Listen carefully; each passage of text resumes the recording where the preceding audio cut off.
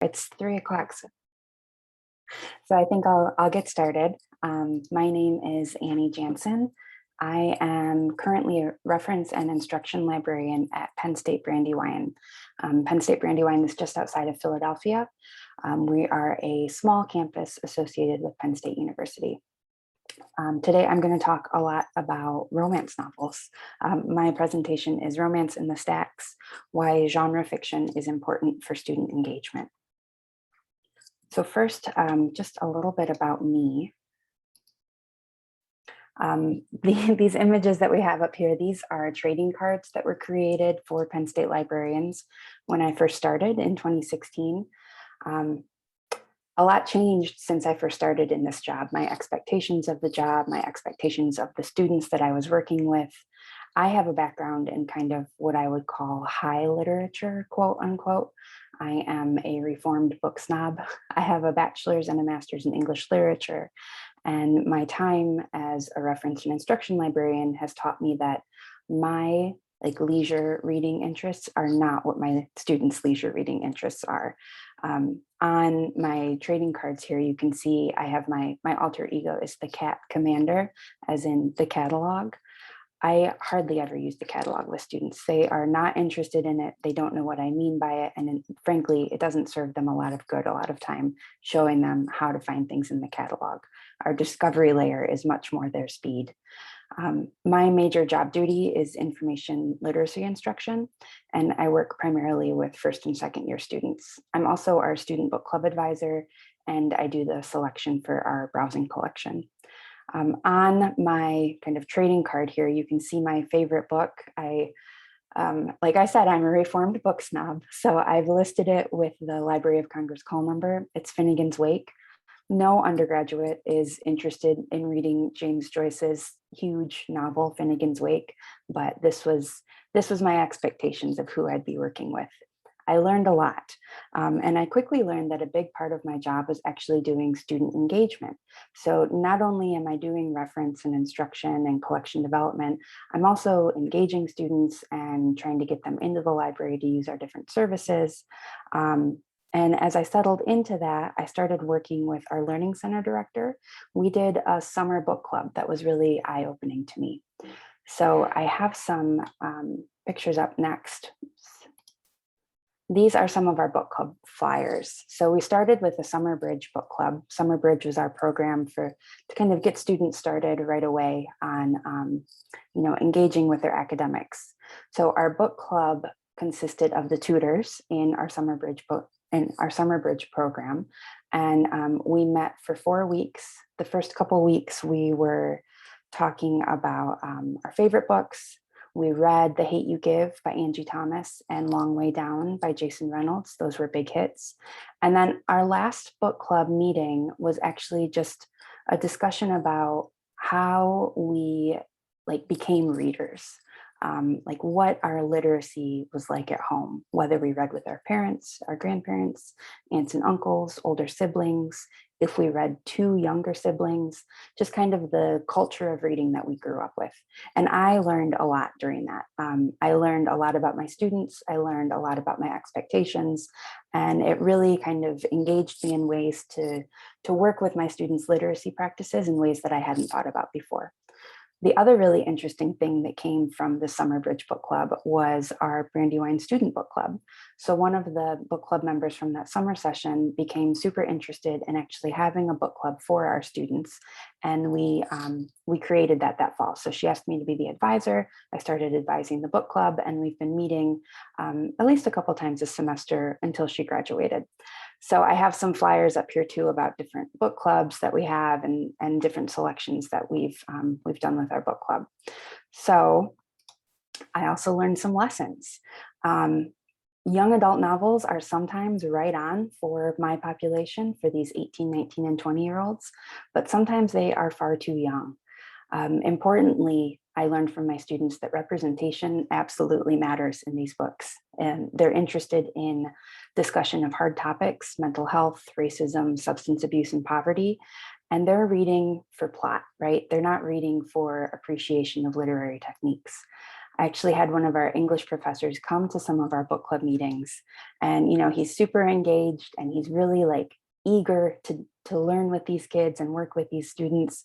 But he wanted them to start thinking about the textual representation and different plot devices that they're using. And I had the book club student leader come up to me a couple times after he had come to these sessions and said, "Can you ask him not to come anymore?" They wanted to read for plot and he was pushing them a little bit too far. And it's their club. They should be able to lead it how they want to. So we've kind of dialed back on the literary engagement, and we're focusing really on plot techniques and just like representation and reading diverse authors, which is what I'm going to talk about a lot today. Our popular titles collection and using books from different genres, which are really interesting in plots, and how we're getting, hopefully that's helping students engage with the library and with their literacy skills. So book clubs obviously reach the readers on campus, but it's also important to engage with non-readers on campus. And it's become very obvious to me that 21st century student expects a user-centered experience at the library, which includes borrowing books to read in their leisure time. Though many libraries have embraced this trend by building popular titles collections, using rental plans for mainstream popular culture books, and embracing graphic novels and audiobooks, romance novels remain largely absent from academic bookshelves. Maybe selectors deem romance novels unworthy of placement in prestigious college libraries, or perhaps there's a personal bias towards the titles that many of us associate with the classic genre. However, the oft-maligned romance novel of yesteryear is no more. Contemporary romance deserves a place in academic libraries. While many library scholars have argued that popular culture needs to be collected for future study, contemporary romance also deserves to have its place on the quote-unquote popular shelf. As students turn to the library to provide leisure material as well as academic material, a popular titles collection that features contemporary romance novels will catch students' attention. Romance has proven to be a popular genre for generations, and recently authors with diverse backgrounds are gaining traction in the competitive field. A new crop of romance novels are not only fun to read, but their characters are also representative of the cosmopolitan college campuses of the 21st century. So we need to be reflective of our students' population's needs and wants, and that means providing recreational reading titles that encompass the society in which we live. Romance novels have long been thought of as, at best, insipid and at worst, damaging to women's place in society. Romance novels have thought to consign women to the house and home as carer of a husband and children, fulfilled only by motherhood. But Pamela Regis argues that this critique of female characters in romance remains so commonplace that even female readers who presumably can identify with the heroine misunderstand the romance novel because they suffer from a flawed conception of what a romance novel is, or from a partial knowledge of the genre's history. In essence, she's arguing that romance novels were never given a fair shot. The widespread assumption that a very small sample of contemporary works can yield conclusions applicable to a whole range of romance novels, and that generalizations about older books still apply to recent ones, has condemned the romance genre to a dismissive attitude for decades. We're now beginning to see the ramifications of pigeonholing the romance genre in such a way, as well as beginning to understand that the genre is much more complex than many librarians had considered. Regis's point of overgeneralizations in romance critiques is valid, as within the genre there are different types of romance novels, many of which were not examined by the feminist scholars of the 1960s and 1970s. Within novels today, there can be contemporary romance, historical romance, romantic suspense, even paranormal romance. The general plot of romances remains the same, with an engagement or a promise of engagement at the end of the novel, but the means by which the heroine or the hero achieves her happiness or his happiness or their happiness in contemporary romances, it differs greatly from early romances. In early romances like Jane Eyre and Pride and Prejudice, titles we're all familiar with, marriage is a means to property rights, inheritance, and individualism. These were groundbreaking texts in that women chose companionate marriages. Bronte and Austen wrote of women who married men because they loved them and were loved in return. The heroes in these novels were wealthy, which allowed the heroines to live happily ever after. But the heroine's choice of suitor was the individualistic right of the female protagonist. The modern woman needs no marriage document to inherit money or own property. So in 20th century romances, courtship rituals responded to this changed heroine. A modern woman has freedom to pursue her own ends and the rights she needs to possess her own property. The modern romance heroine has a right to companionate marriage, has not yet met her love match, but the possibility is firmly in her power. Since today's women need no assistance in acquiring wealth or stability, the contemporary romance novel focuses on emotional elements in the relationship. The change in plot dynamics opens up the romance genre to a new generation of readers who crave representation in all forms of media. So much like my students who are looking for plot and looking for representation, the romance novel has changed as well. Much as we must look at how romance novels have changed over decades to understand their place in contemporary society, librarians must also look at the history of popular titles or browsing collections in academic libraries to understand what purpose they serve today. Though we may think of popular titles or leisure reading collections as being a new area for academic libraries, historically they were a part of many libraries in the early part of the 20th century. Brookbank, Davis, and Harlan note that current ideas about popular titles collections are actually rooted in practice from the 1940s and 50s. In the early part of the 20th century, recreational reading collections and readers' advisories activities were common and important parts of the collections and services of academic libraries. More importantly, recreational reading was considered an active part of being a scholar. To give one example of the importance placed on recreational reading, students at Delaware State College were required to read recreational or leisure titles, an effort in which the library played an important role. Today's academic library can and should play a role in the overall education of students, which includes reading for pleasure. When we think of whether something is or should be a service that academic libraries offer, we should be aware of our own history. As Brookbank argues, when we learn that something we think of as traditional, such as the idea that academic libraries do not get involved in the non-academic side of their students' reading lives, when we learn that that's not actually traditional at all, it can open up possibilities. I would argue that academic libraries are already expanding what we're doing. Our collections are changing. We often do graphic novels, audiobooks, leisure reading, as well as traditional reference. I know my library has games. We have a gardening kit for our campus garden. Libraries often lend out tools, school supplies. Our study spaces have definitely changed. Traditional quiet study still happens in a lot of libraries, but there's definitely group study rooms as well. We often house learning or tutoring centers. Our media spaces have to change with the times. We have Mac labs, recording studios, and our circulation often encompasses things that we wouldn't have thought of using 20 or 25 years ago. Technology, course reserves, textbooks. And then we're also doing our traditional services, right? Reference and research help. And I know probably many of your libraries are doing more than this. So we're already thinking about ways that we engage students in outside of the traditional academic library purview. My argument is to also include that in our popular titles collection. In surveys of academic libraries that have popular titles collections, the most prevalently represented genres are historical fiction, literary fiction, and science fiction or fantasy. This represents what was in the collections, not what patrons had requested. In the general population of the United States, romance is the most popular genre fiction, making up 23% of the US fiction market. So we can see that there's a discrepancy between what appears on the shelves in popular titles collections in academic libraries and what the general public likes to read.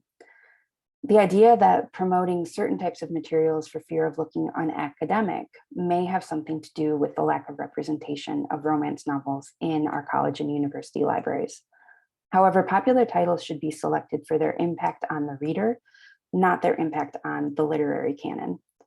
Science fiction, mystery, and romance are the triumvirate of popular leisure reading genres, and there should no longer be any shame in giving the long-maligned romance novel a place on the popular shelf, hopefully front and center in a visible location.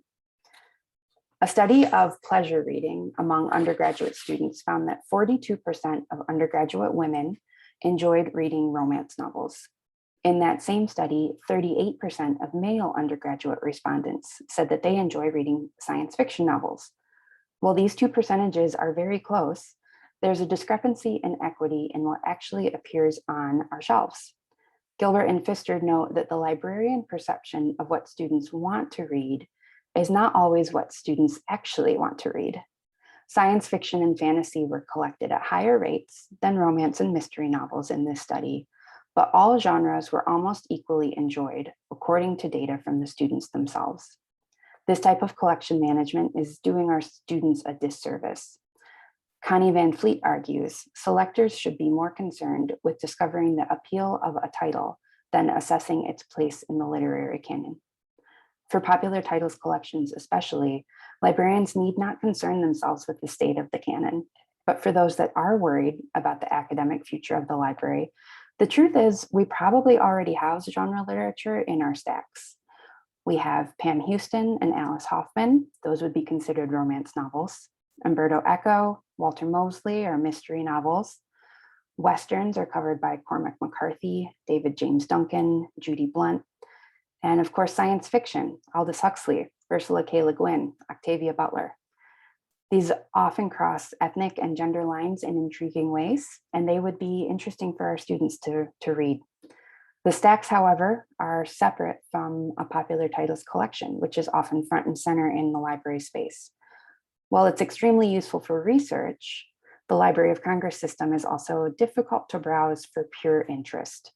Pauline Dewan notes that pointing students towards the Library of Congress subject heading they're interested in has had little success in students returning with a title they've picked up to read for fun. The first step in making reading rewarding for even non-readers is creating a collection that is student-centered, browsable, and reflective of our 21st century society. People choose titles that catch their eye and interest. Thus, libraries that do have popular titles collections are learning the benefit of retaining dust jackets and investing in front-facing display options. The future of popular titles collections looks more and more like bookstore displays, and that's not necessarily a bad thing.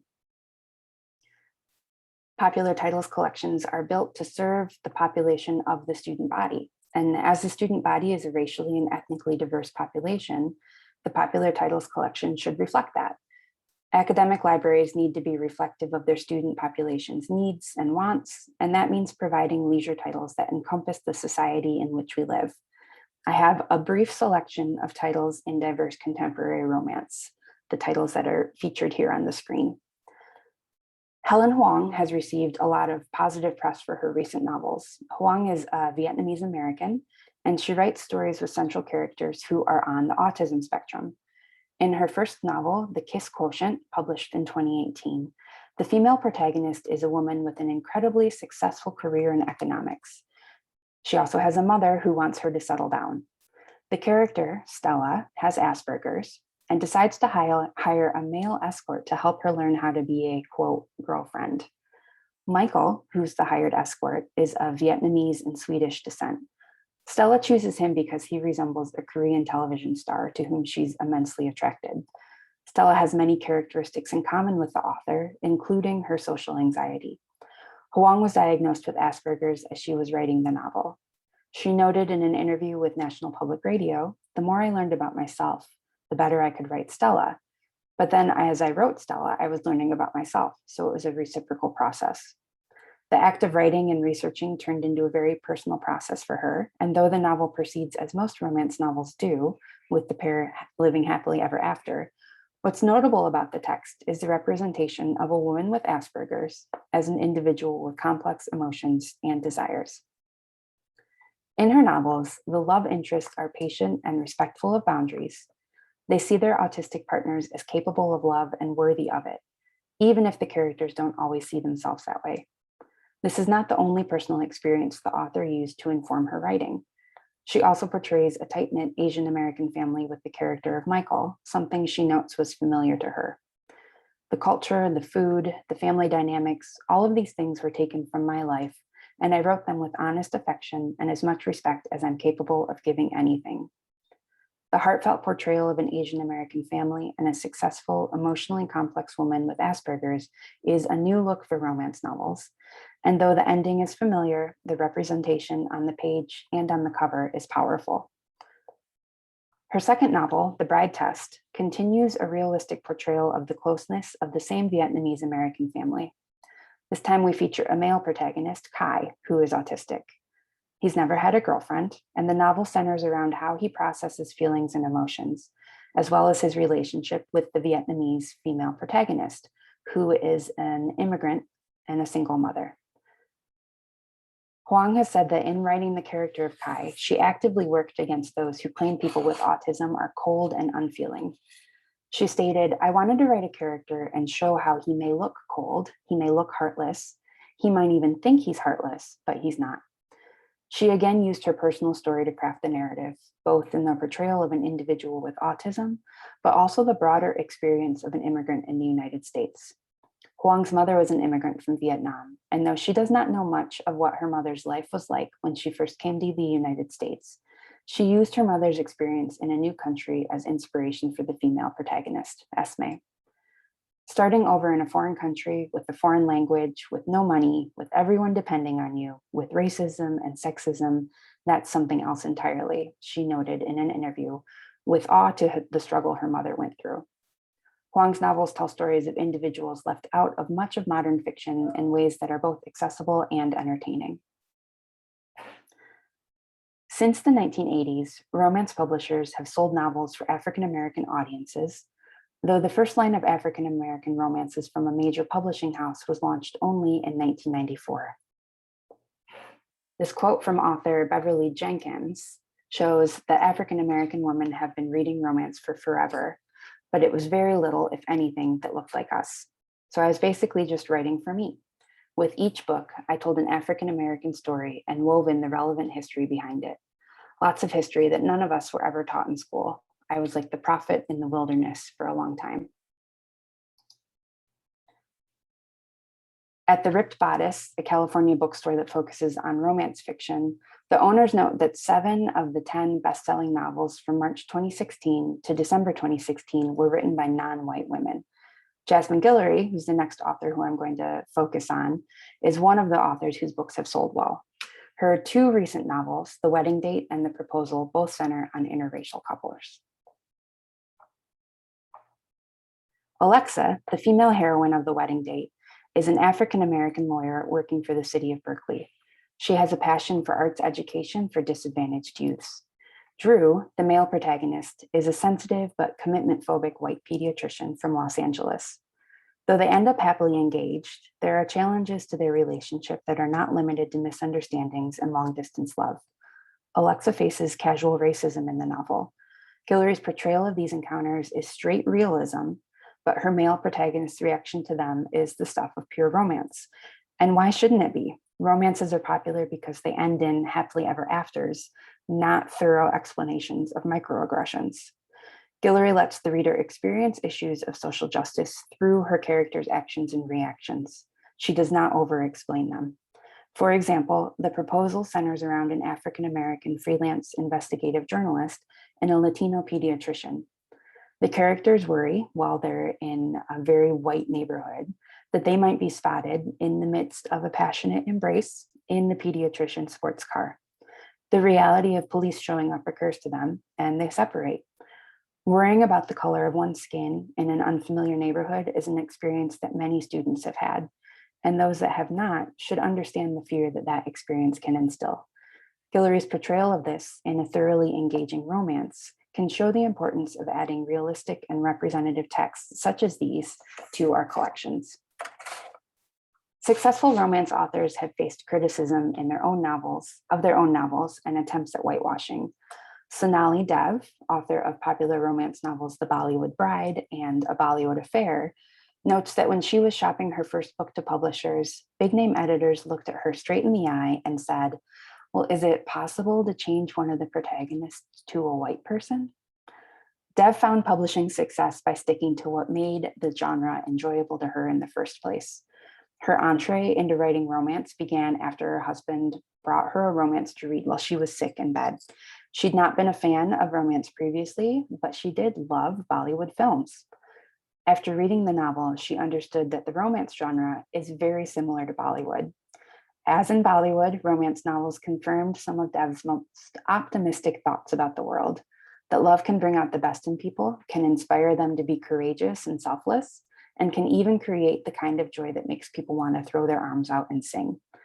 Dev is one of many new romance novelists who write about a world meaningful to them without apologies for their race, religion, or orientation. One of the most popular types of contemporary romance falls into the Christian category, but one of the most successful and talked about is Uzma Jalaluddin's novel Aisha at Last, which is a Muslim romance. It was featured on the Today Show's Summer Book Club as one of the top 12 summer reads for 2019. The characters Aisha and Khalid live in Toronto, and while Aisha has a job as a teacher, she really dreams of being a poet. She is a new age contemporary romance heroine. She's 28, she's unmarried, and she's fully independent. Khalid works as a computer programmer, but defers to his overpowering mother for all matters outside of work, including his love life. He wears his beard long and he dresses conservatively. Though he seems judgmental, he and Aisha recognize in each other traits that are both good and bad, and come to realize that relationships are built on both. Though Aisha at Last is at heart just a retelling of Pride and Prejudice, Jalaluddin constructs a timely and enlightening narrative that validates the experiences of many South Asians and Muslims today, while weaving in universal themes of identity, class, and discrimination. What's more, by highlighting ideological differences in the Muslim characters, Jalaluddin helps dismantle the idea that all Muslims are alike. There are many romance authors that write characters or represent people across the gender spectrum and from all backgrounds. Not touched on today, but I want to just highlight briefly novels by Carolia Stets-Waters, who writes romance about lesbian couples. Alicia Rye's books feature Indian and Indian American protagonists. Priscilla Oliveras writes novels with Latino and Latina heroes and heroines. And the commonality in these and other romance novels is purely the happiness factor. My students read for plot. What is more fun to read than romance?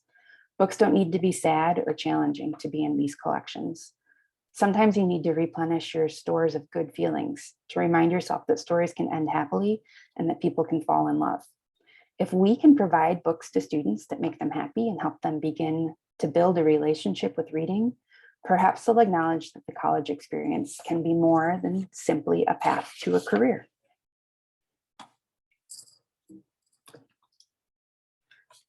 As the role of education is increasingly seen purely as a path to a career, academic pursuits not seen as leading down that path have fallen by the wayside.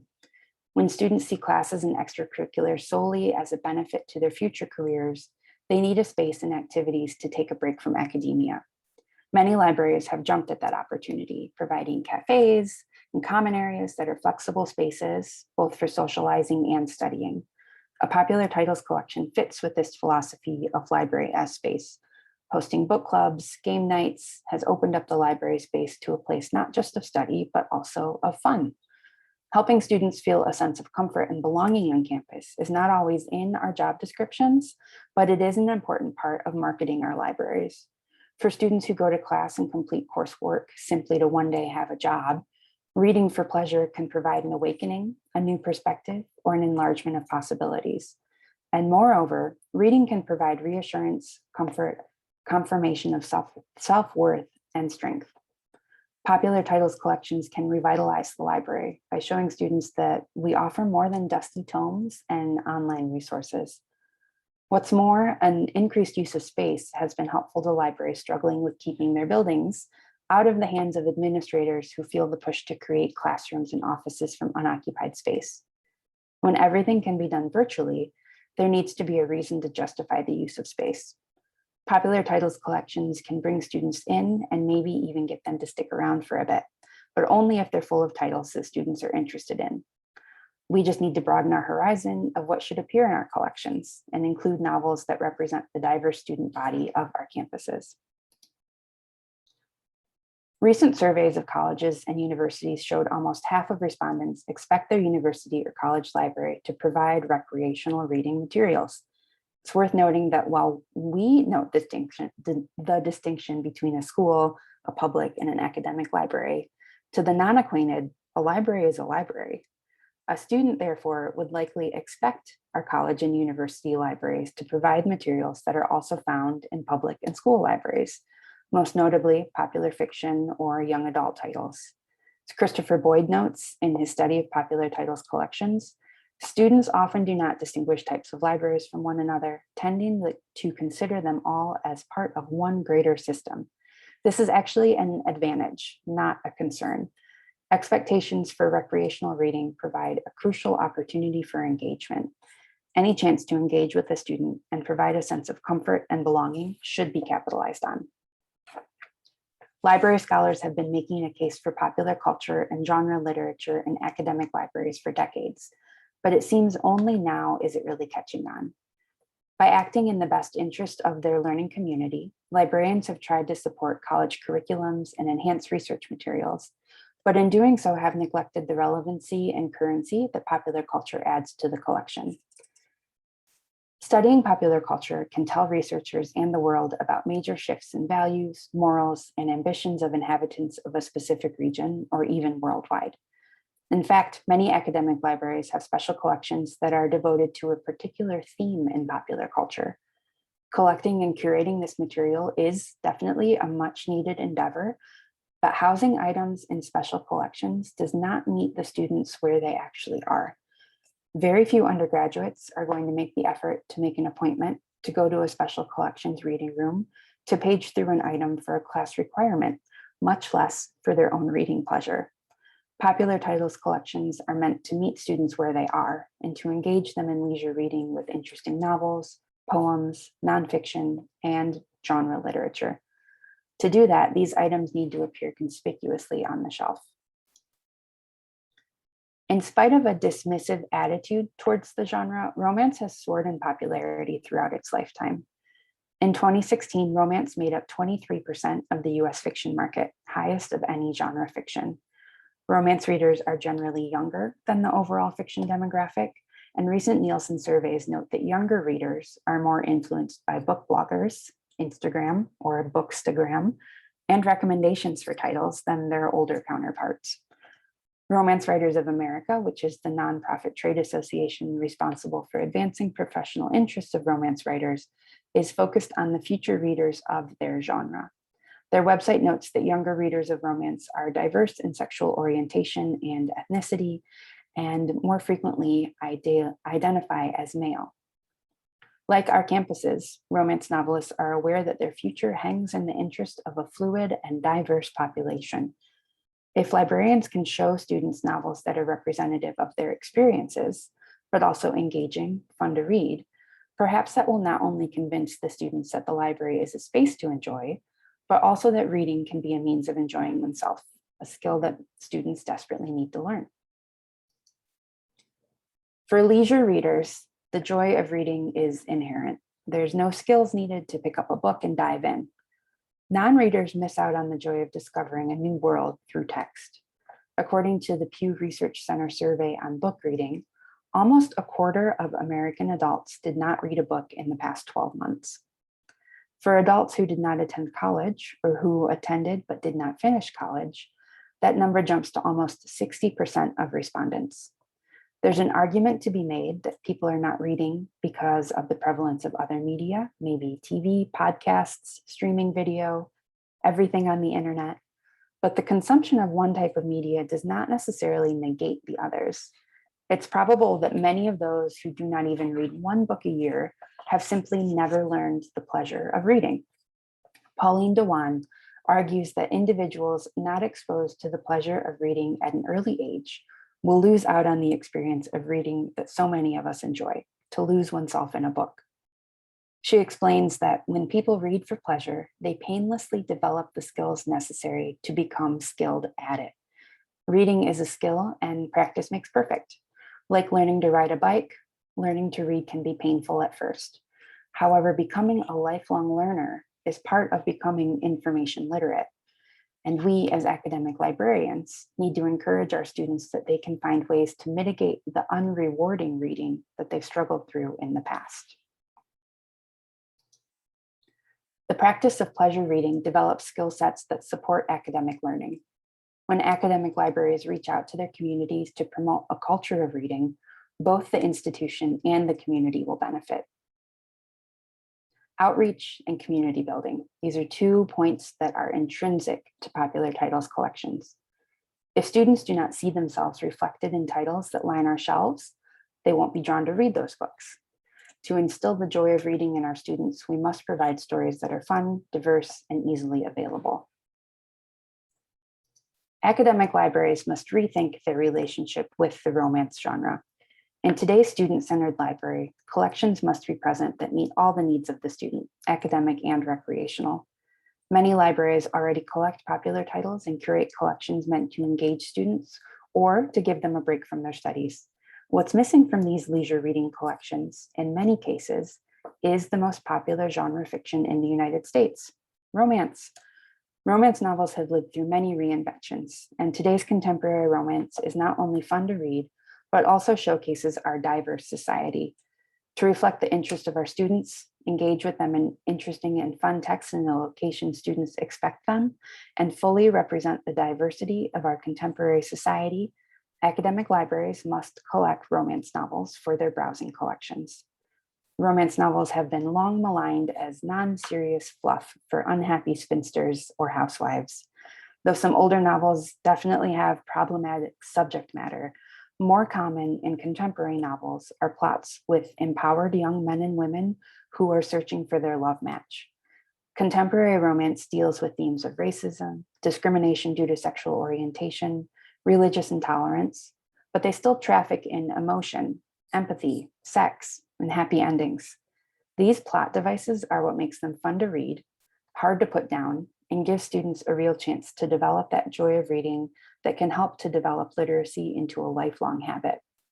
Research tells us that students who read for pleasure have higher literacy rates and continue their reading practice into adulthood. To encourage literate adults, we need to encourage reading for fun. And what's more fun to read than romance novels? Our college campuses are diverse places.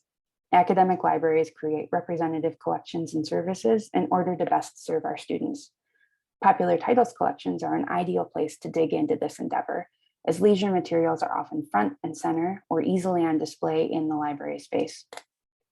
While graphic novels and science fiction titles are often eye-catching, contemporary romance novels, such as the ones discussed here, are not only noticeable in terms of their cover art, but also because of the diversity of their characters and authors. Without engaging in diverse texts in our popular titles collections, academic librarians are doing their students a disservice.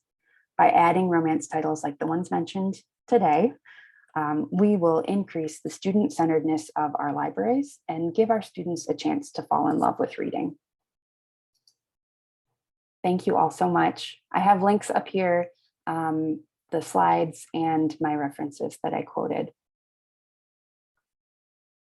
And I'd be happy to answer any questions.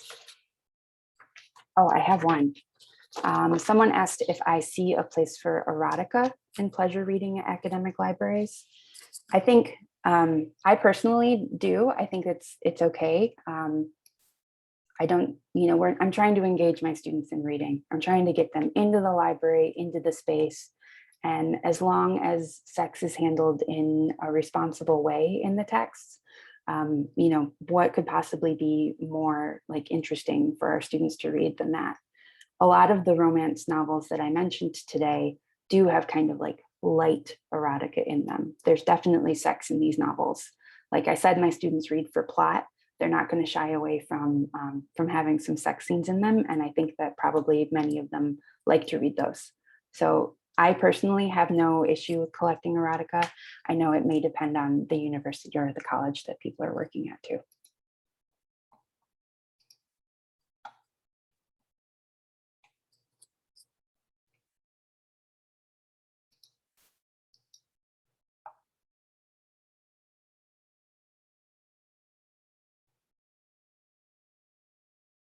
I did have a couple, if no one has any questions, I'm wondering if anyone's opinion of genre literature has changed at any point in time.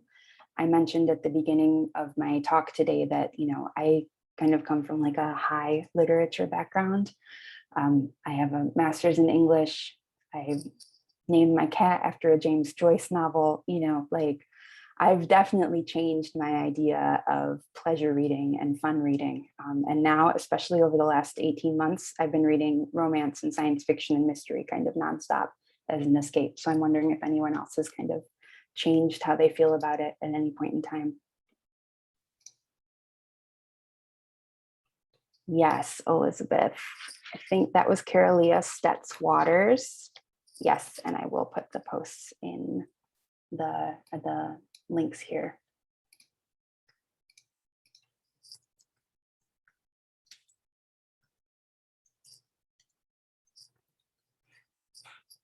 Carolia Stetz Waters was the author who writes lesbian romance.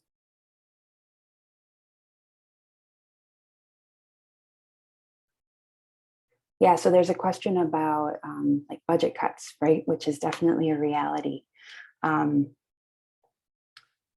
We kind of got around that at first with a rental plan. We use Baker and Taylor to get kind of popular titles that we can keep for a few months and then send back to Baker and Taylor when they're not kind of like the hot topic as much anymore. I think that's really effective for building this type of collection where it's meant to be kind of front and center and eye-catching and timely using the rental plans if your library has a budget for it. In the long run, it definitely saves some money, right? Because you're paying this monthly fee. And like, for instance, for ours, when we started this rental, the rental plan with Baker and Taylor, we got 5 books a month and we kept them until we had 100 books in the collection. And at that point in time, we would still keep getting 5 titles a month, but we'd also send back 5 titles a month. So we built it up initially to 100 books. And now we're using funds for it too. But the rental ability kind of let us see how it was going to work, try different things that we maybe didn't want to commit to right away. So that's been useful for us. Let me see if I can put the links in the comments for you.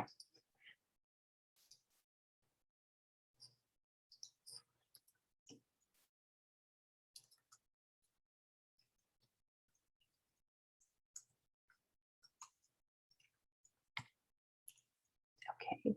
Oh.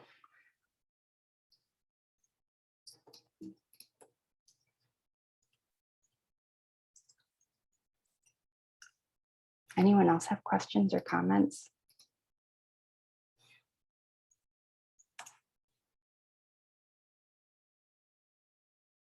Ooh, a 1-credit reading seminar. That sounds really cool, Megan.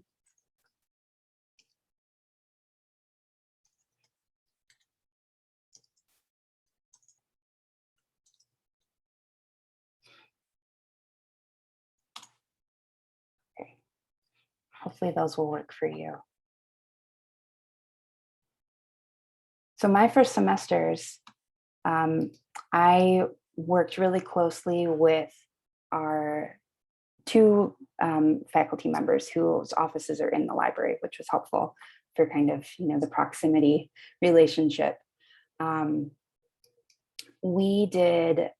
one was our multilingual student club advisor, and the other is one of our professors who teaches like our LLED, which is like intro level to college writing. So this is a class that is recommended to be taken along with their intro to composition, their like freshman level composition class. So it's students that definitely been identified as having some struggles with literacy and reading and writing.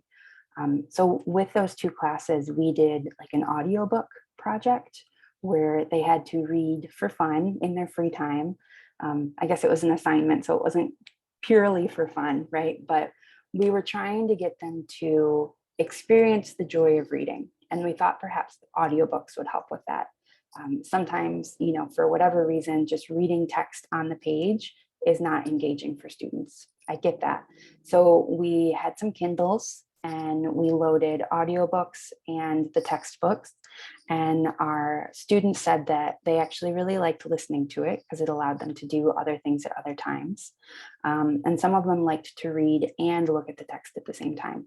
So they were kind of using the Kindle both as a visual book and also listening to the audio at the same time. And then we had book clubs. So we had 2 kind of book club lunch meetings where we provided lunch for them. And we just kind of broke into small groups and talked about the books. And it was really interesting for me, as someone who has been a reader for my entire life, to experience what these students are kind of coming at reading as assigned fun for the first time was. So, their perspective on that this was an assignment that was supposed to be fun, but it wasn't really fun, but maybe it could be a little bit fun if they didn't have to do it in this time frame, versus me saying like, but you get to read a book for class. There's a big kind of culture shift there. And I think through building these popular titles collections and like really trying to get diverse reads and representative fiction into like front and center in the library, I'm really trying to I'm hoping that students are going to start picking up some books, whatever that is that engages them, whether it's audio, graphic, romance, science fiction, whatever, nonfiction. And hopefully that they, can discover something that I've found joy in for my entire life.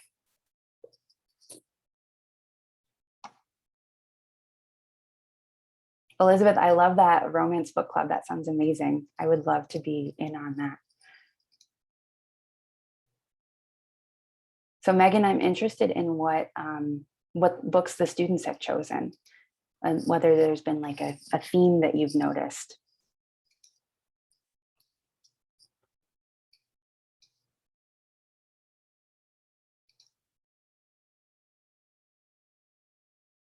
Okay, gotcha. Only taught it twice so far. Well, I hope it continues to go well for you.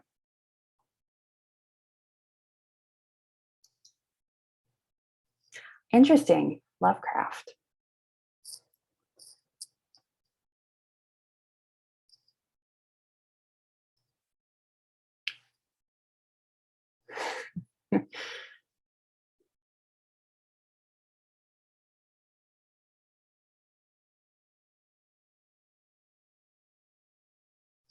I definitely do that, Ashley. I feel like I read romance when there's so much going on in the world, which, has been the last 2 years. It's like so escapist and fun that I think, that's what I've been kind of leaning towards lately.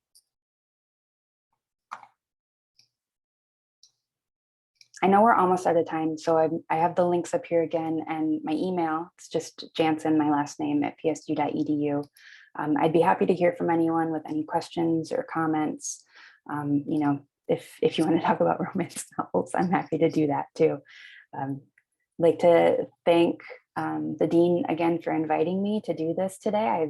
I'm happy to share my love for romance and creating diverse collections with anyone that wants to listen. So thank you all.